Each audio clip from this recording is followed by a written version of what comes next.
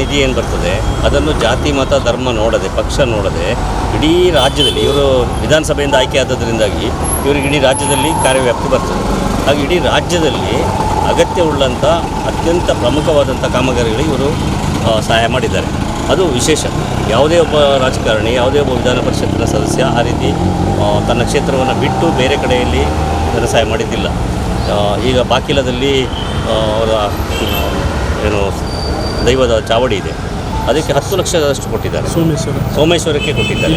ಹೀಗೆ ದೈವಸ್ಥಾನಗಳಿಗೆ ಎಲ್ಲ ಕಡೆಗಳಲ್ಲಿ ಇವರು ದಾನವನ್ನು ಕೊಟ್ಟಿದ್ದಾರೆ, ಅವರ ನಿಧಿಯಿಂದ ಕೊಟ್ಟಿದ್ದಾರೆ. ಅದು ಮಾತ್ರ ಅಲ್ಲದೆ ಅವರಿಗೇನು ಸಂಬಳ ಬರ್ತದೆ, ಇಡೀ ಕರ್ನಾಟಕದಲ್ಲಿ ನಾವು ಹೆಮ್ಮೆಯಿಂದ ಹೇಳಿಕೊಳ್ಬೇಕು, ಕರ್ನಾಟಕದ ಶಾಸಕರುಗಳ ಪೈಕಿ ಅವರ ಸಂಬಳದ ಪೂರ್ತಿ ಹಣವನ್ನು ಅಶಕ್ತರಿಗೆ, ಅಸಹಾಯಕರಿಗೆ, ಯಾರು ಕಷ್ಟದಲ್ಲಿದ್ದಾರೆ, ಅಂದರೆ ಕಿಡ್ನಿ, ಹಾರ್ಟು, ಕ್ಯಾನ್ಸರ್ ಅಂತ ಪೇಷಂಟ್ಗಳಿದ್ದಾರೆ ಅಂಥವರಿಗೆ ಅದನ್ನು ಹಂಚಿದ್ದಾರೆ.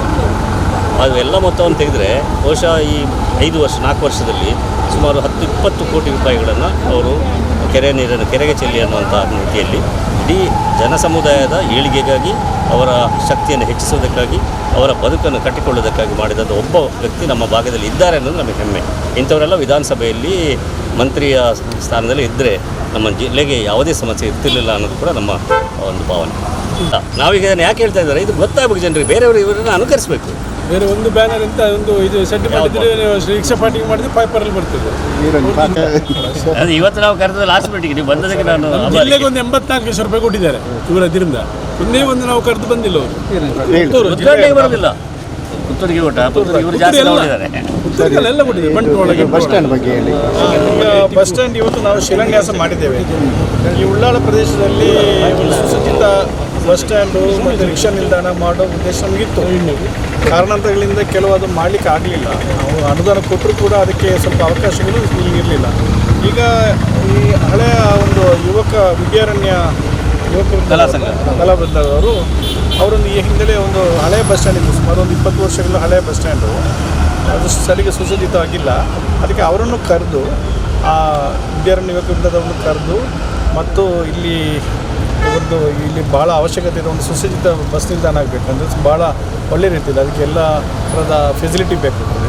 ಸೊ ಆ ಒಂದು ಬಸ್ ಸ್ಟ್ಯಾಂಡನ್ನು ಕಟ್ಟಿ ಇಲ್ಲಿ ಕನ್ಸ್ಕೊಂತೀನಿ ಇವತ್ತು ಶಂಕುಸ್ಥಾಪನೆ ಮಾಡಿದ್ದೇವೆ. ಸೊ ಅದೊಂದು ಸ್ವಲ್ಪ ಒಳ್ಳೆ ಸುಸಜ್ಜಿತ ಒಂದು ಬಸ್ ಸ್ಟ್ಯಾಂಡನ್ನು ಮಾಡೋ ಉದ್ದೇಶ ಇವತ್ತು ಮಾಡಿದ್ದಾರೆ. ಸುಮಾರು ಇದಕ್ಕೆ ಒಂದು 10 ಲಕ್ಷ ಅಂತ ಹೇಳಿದ್ದಾರೆ ಎಸ್ಟಿಮೇಷನು. ಇದರ ಪ್ರಕಾರ ಇದು ನಡೆಯಲಿದೆ. ಜೊತೆಯಲ್ಲಿ ಈಗ ಒಂದು ನಮ್ಮ ತೊಕ್ಕೊಟ್ಟು ಹೋಗೋ ದಾರಿಯಲ್ಲಿ ಬಬ್ಬುಕಟ್ಟೆ ಹತ್ರ ಒಂದು ಈಗಾಗಲೇ ಆರಂಭ ಆಗಿದೆ. ಮತ್ತು ಒಂದು ಅದೇ ಥರ ದೇರ್ಲಗಟ್ಟೆಯಲ್ಲಿ ಕೂಡ ಒಂದು ಈಗ ಅದಕ್ಕೆ KSID ಆಸ್ಪತ್ರೆ ಎದುರುಗಡೆ ಅಲ್ಲಿ ಒಂದು ಪ್ಲ್ಯಾನ್, ಅದು ಕೂಡ ಭಾಳ ಸುಸಜ್ಜಿತ ಬಸ್ ಸ್ಟ್ಯಾಂಡು.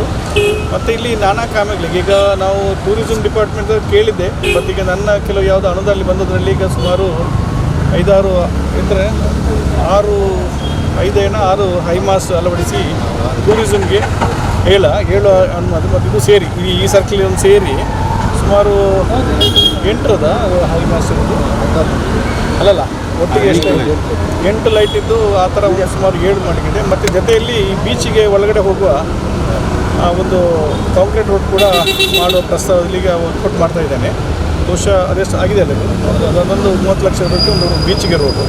ಜೊತೆಲಿ ಒಂದು 7-8 ಲೈಟ್ ಇದು ಭಾಳ, ಯಾಕಂದರೆ ಕತ್ತಲೆಯಲ್ಲಿ ಹೋಗ್ಲಿಕ್ಕೆ ಕಷ್ಟ ಆಗ್ತದೆ ಪ್ರವಾಸಿಗರಿಗೆ. ಈ ಥರ ಕೆಲವೊಂದು ಯೋಜನೆಗಳು ಆಗಿದೆ.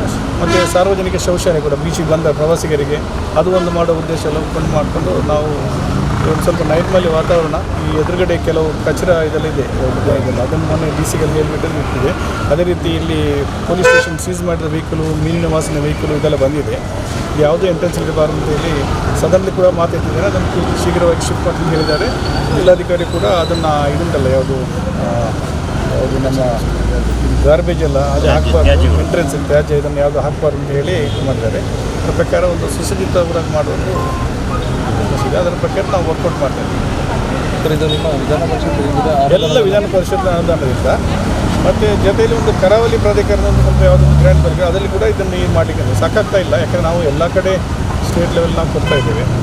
ಜೊತೆಯಲ್ಲಿ ಮಂಗಳೂರು ಉತ್ತರ ಭಾಗದಲ್ಲಿ ಕೂಡ ಕೆಲವು ಮಾಡ್ತಾಯಿದ್ದೇವೆ. ಮತ್ತು ಪುತ್ತೂರು ಇವರ ಭಾಗದಲ್ಲಿ ಕೊಟ್ಟಿದ್ದೇವೆ, ನಮ್ಮ ಸುಳ್ಯ ಭಾಗದಲ್ಲಿ ಕೂಡ. ಹಾಗೆ ಎಲ್ಲೆಲ್ಲಿ ಬಂದಾಗ ಸ್ವಲ್ಪ ಹಂಚಿ ಕೊಡ್ತಾಯಿದ್ದೇವೆ. ಎಲ್ಲ ಸಾರ್ವಜನಿಕ, ಮತ್ತು ಯಾವುದು ಅದರಲ್ಲಿ ಪ್ರೈವೇಟಾಗಿ ಮಾಡುವಂಥದ್ದು ಯಾವುದಿಲ್ಲ. ಈ ದೇವಸ್ಥಾನ ಮತ್ತು ಕೆಲವು ಚರ್ಚ್ಗಳಿಗೂ, ಇಲ್ಲಿ ಸೆಬೆಸ್ಟಿಯನ್ ಚರ್ಚಿಗೆ ಕೂಡ ಕೊಟ್ಟಿದ್ದೇವೆ, ಮಸೀದಿಗಳಿಗೆ ಮತ್ತು ಕೆಲವೆಲ್ಲರಿಗೆ.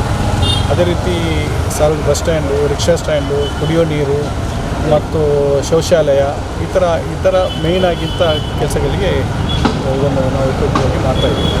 ಈ ಬಾರಿ ಇನ್ನು ವಿಧಾನಸಭೆ ಕ್ಷೇತ್ರಕ್ಕೆ ಅಭ್ಯರ್ಥಿಗಳು ಯಾರು? ಅದು ಇನ್ನೂ ತೀರ್ಮಾನ ಆಗಿಲ್ಲ. ನಮ್ಮ ಹಿರಿಯರಾದ ಕುಮಾರಣ್ಣವರು ಅದರ ಬಗ್ಗೆ ಒಂದು ವಿಶೇಷವಾಗಿ ಅದರ ಬಗ್ಗೆ ಯಾವ ಥರದಲ್ಲಿ ಡಿಸ್ಕಷನ್ ಆಗ್ತಾ ಇದೆ. ಸೊ ಅದರಲ್ಲಿ ನೋಡಬೇಕು, ಆಲೋಚನೆ ಮಾಡಬೇಕು ಹಿಂಗೆ ಪರಿಸ್ಥಿತಿ ಶಕ್ತಿ ಎಷ್ಟಿದೆ ಅದನ್ನು ನೋಡಿಬಿಟ್ಟು ಆಲೋಚನೆ ಮಾಡಿ ಮುಂದೆ ಹೋಗ್ಬೇಕು. ಇಲ್ಲಿ ಮಾತ್ರ ಅಲ್ಲ, ದಕ್ಷಿಣ ಕನ್ನಡ ಜಿಲ್ಲೆಗೆ ಅದ್ರ ಬಗ್ಗೆ ಒಂದು ತೀರ್ಮಾನ ತಗೊಳ್ತಾರೆ.